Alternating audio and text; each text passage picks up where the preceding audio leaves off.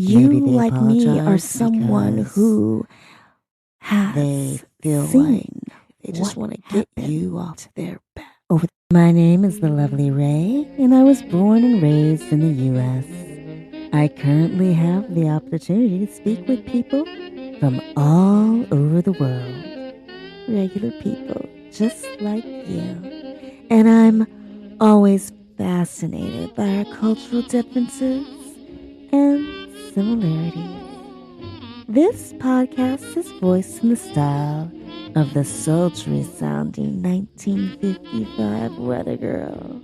It is a collection of thoughts inspired by my global conversations and aims to invite you to have those hard conversations out loud and with others. Thanks for stopping by, darlings. I'd love to chat. Welcome back, darlings. Does it even matter why we do what we do? I mean, when it comes to giving presents, some might argue that the reason for giving that gift of love matters. When it comes to apologies, wouldn't the reason for initiating that apology matter? For example, if someone apologized for insulting you, for damaging your home, that apology would bear different weight. Someone apologizes for insulting you, you might say, I accept that apology. That does make me feel better, knowing that they realize the reason they made me feel bad in the first place. They realize that what they said was unacceptable, unbecoming of another human, and something that could cause harm. Said person damages your home. They apologize, and maybe you accept that apology. They offer to repair what they've broken, and this seems to be on the path to correcting things. Maybe they don't offer to repair anything. Maybe they apologize not because they've damaged your home and realize that that in and of itself was wrong. Maybe they apologize because they feel like they just want to get you off their back. Sorry.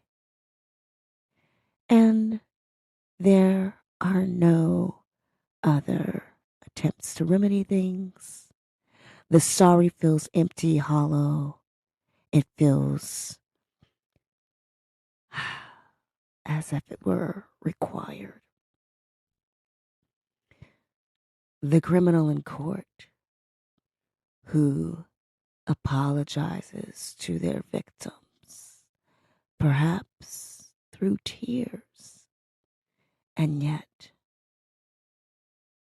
those tears, those words of apology, they don't bring back your loved one.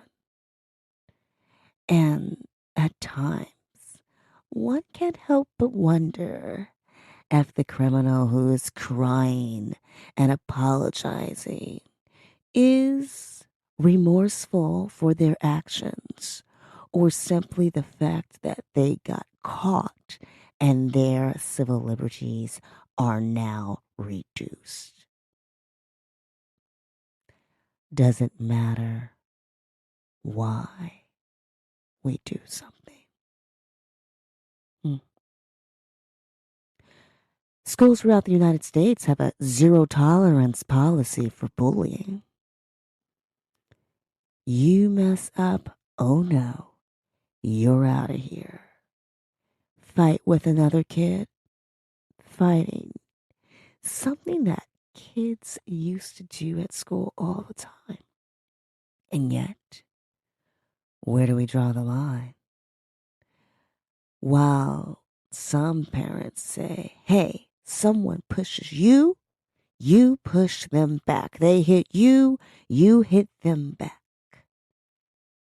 A lot of times, principals, teachers don't want to be burdened with the why. Because what they see is one student hitting another, and now they've got to determine who was at fault, who's telling the truth, who's the liar. And so, does the why matter? Does it matter that they hit you first? Does it matter that they've been picking on you for weeks, for months, throwing things at you, calling you names, racial slurs? Does it matter? Or is it better for the school to wash their hands of both individuals? You were both fighting, you're both out of here. I don't know. After all, in baseball, there's 3 strikes before you're out. Does it matter? Does it matter why the U.S., or rather, the President of the United States in 2026 initiated military action against Iran, bombing the country? Does it matter? The reasoning for this military action has changed numerous times in President Trump's speeches. At one point, he even said that he felt it was necessary to take action because he was convinced they would take action first. Is that a reasonable justification? Is that a reasonable justification to kill thousands of people? Iranians, Americans, losing their lives because of a feeling? Or is it because they wouldn't stop building their nuclear arsenal? Well, they aren't the only country with nukes. And if we really did strike Iran months ago at a facility where Trump said that we took out a lot of their nuclear weapons and set them back decades, then how is it that we were so certain they would strike any moment now? I mean, wouldn't it have taken them decades to fix the damage previously done? Doesn't matter. Doesn't matter what reasoning the president gives to the American people to justify this war. Doesn't matter that Congress was not consulted before the attack. Congressional approval was not sought before the attack. Doesn't matter that the U.S. Constitution says Congress grants authorities for war. Article 1, Section 8, Clause 11.1. Source of Congress's war powers. The Congress shall have power to declare war, grant letters of marque and reprisal, and make rules concerning captures on land and water. Apparently, to the makers of the U.S. Constitution, the reason why matters. Article 2 concerning presidential power. The president is the commander in chief of the Army and Navy, allowing them to defend the nation against sudden attacks, but not by original design to initiate war. So, according to the Constitution, the President of the United States can empower, direct the Army and Navy to attack other countries with the approval of Congress. Can also have the Army and Navy defend the United States if being attacked, but cannot direct the Army and Navy to do its bidding by starting a war. Congressional approval is needed for that. Does it matter that the President of the United States has said we were going to be attacked? Whereas with Venezuela, we were under attack by these drug boats in the waters that may or may not have been going to the United States. For some people, these things don't matter. For some people, Trump will always be a crazy man,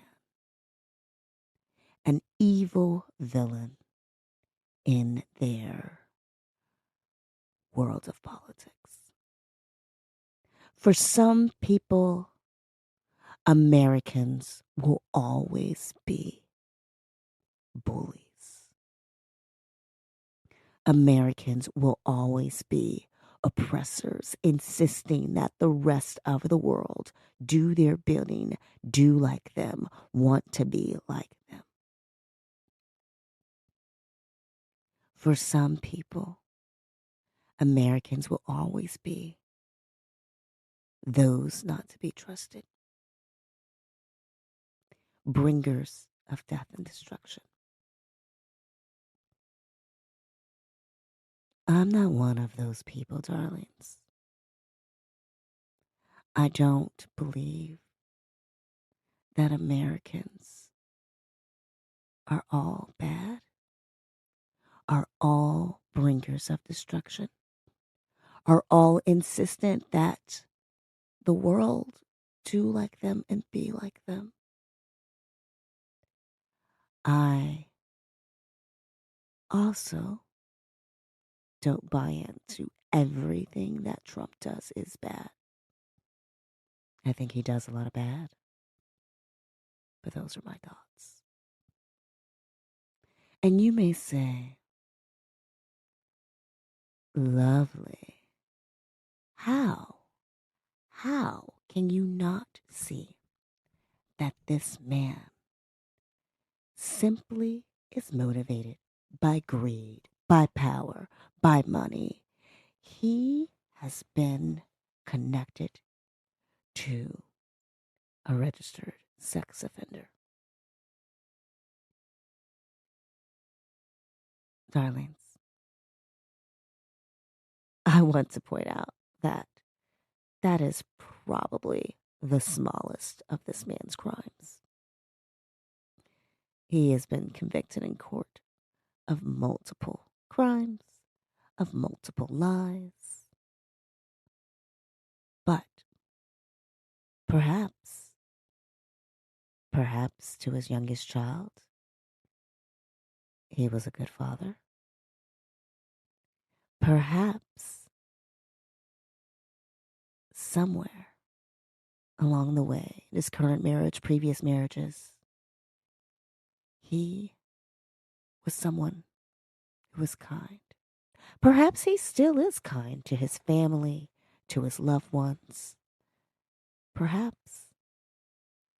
I don't pretend to know or care what goes on in his personal life. Honestly, I don't. What I do know is that the zero tolerance policy that America has applied when it comes to striking Iran seems a little misguided, a bit excessive, unnecessary, and unconstitutional. That's my thought anyway. Because apparently some 53% of Congress or 53 members of Congress disagree, which I find that really hard to believe. And maybe that's why schools are not doubling down on teaching the Constitution. Because I don't see the Constitution being made interesting, appealing, sexy to the young people or the people of any age, to be honest. I remember MTV's Rock the Vote campaigns. Your favorite musicians dancing, cool pop music, and that famous tagline, rock the boat, get out there and vote, change the world, make a difference. I remember listening to and loving little songs like Conjunction Junction, what's your function? And as a child, I just thought it was a catchy song. I didn't realize that it was a song trying to teach me about the use of conjunctions in English grammar. This part of speech does hook up words, phrases, and clauses. But I didn't know it. I didn't get it. Just thought, cool song, cute cartoon. School of Rock even had one about how a bill becomes a law. And yet, where is that form of education, even if it was not as effective for someone of my age? Where are those attempts to make educational content on the Constitution be digestible, interesting, accepting, crave-worthy? Where's the TikToks on the Constitution?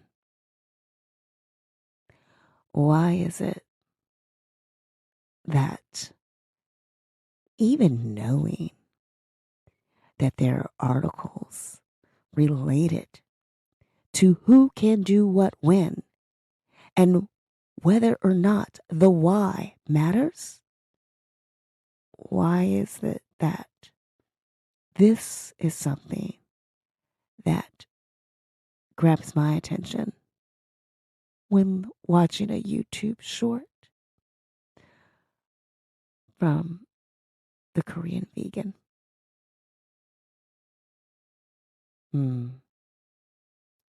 I listen to a lot of news, darlings. And yet, I do pride myself on my news sources. It's a collection, a variety of news sources, not all US based, international sources as well, because I like to see, I like to know what do others see on this same topic. What are other countries talking about? What is going on in the world and why is it happening? Why should I be interested? Why should I give a damn? Something to think about.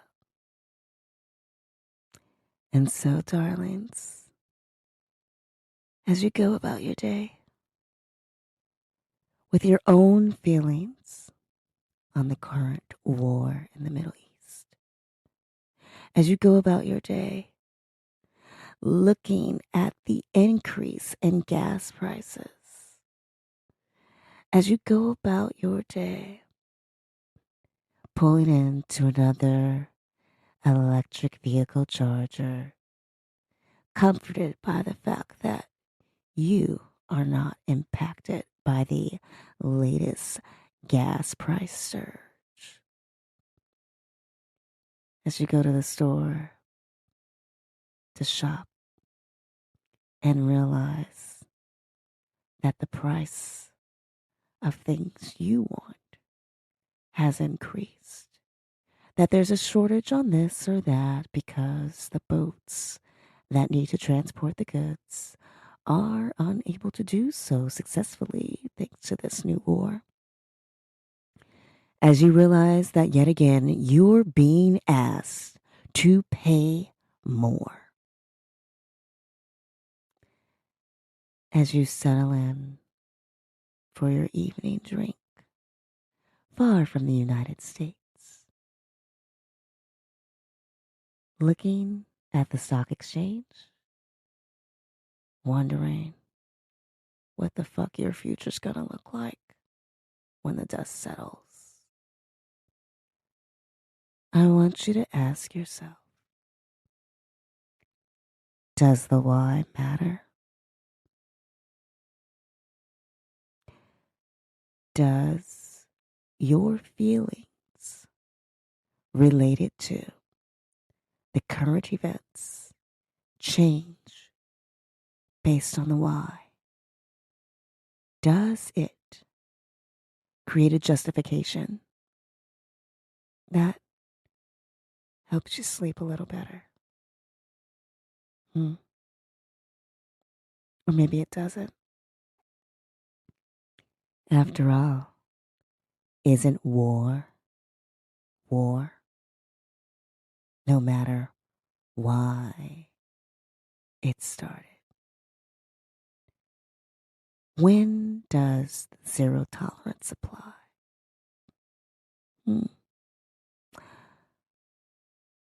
And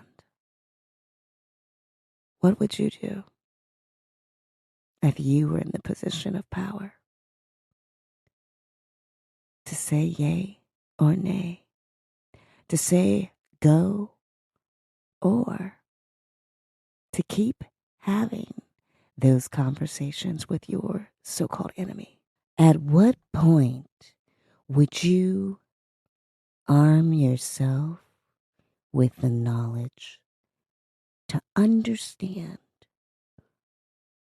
what rights you have,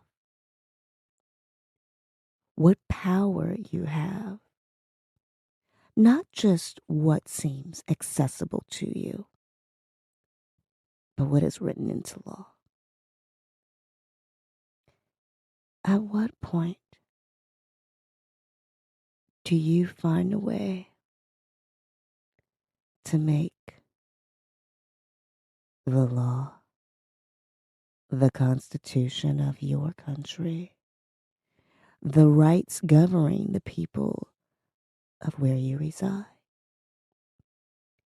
At what point do you choose to make those sexy for you, to make it crave worthy? I wonder, why does it even matter that news outlets are talking about Britney Spears being arrested on a DUI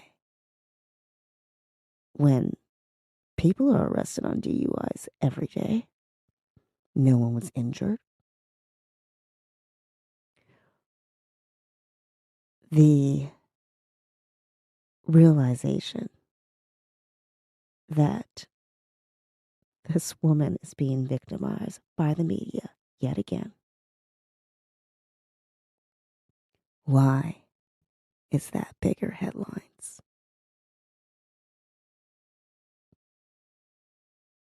Why is it that social media companies are on trial for creating addictive products, for damaging children, not just in America, but throughout the world? And yet, very little is being said about this in the news. Because it's more newsworthy to reiterate Clinton's denials of knowing about Epstein's misdoings. Where are the reports on how children in America are struggling to read? And where is the outrage? Where is the outrage that children are not being incentivized, empowered, encouraged to understand their rights and to understand the Constitution? Because apparently classes on AI and coding should take priority. Does the why matter? Well, darlings, I hope today's little conversation has given you something to ponder and discuss with someone you know, someone you love, someone you can reach out and touch. And if not, if like me, at nights you're all alone, then it's okay to have said conversation with yourself.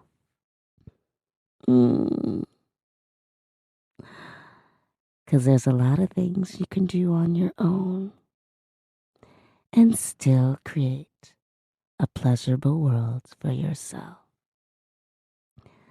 Until next time, darlings, it's been lovely to chat.